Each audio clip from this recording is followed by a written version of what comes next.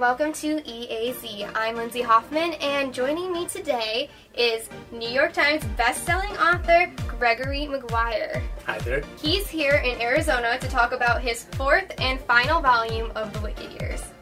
So, Greg, tell us a little bit about, for those of us who haven't seen the musical or read the book, what Wicked is about.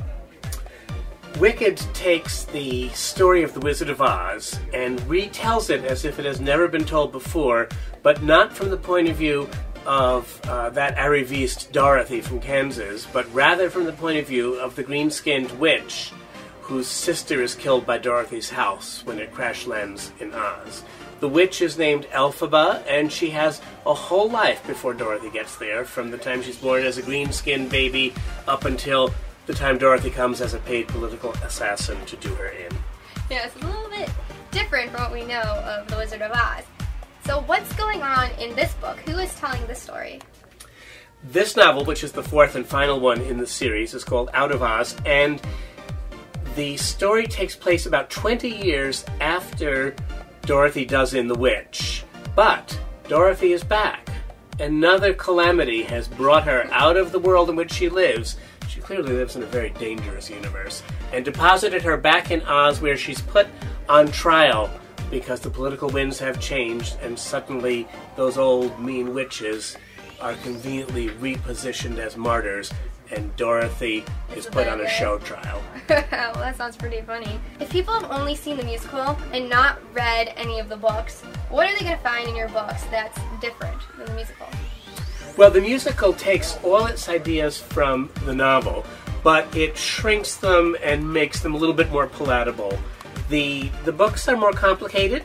They're a little more sinister. They're certainly for more grown-up readers. The play is really for family audiences.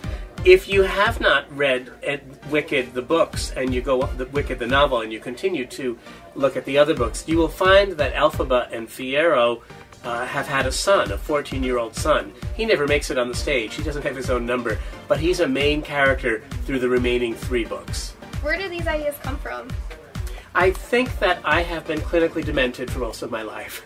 I used to play stories when I was a kid. My parents were not prosperous, and we didn't have computers to hang out with, so we played stories in the backyard. I would script them, and I would cast them, and I would tell people what to do. And after we got bored doing the real stories, I would create some inventions on them. I suppose it was kind of an improv for 3rd grade.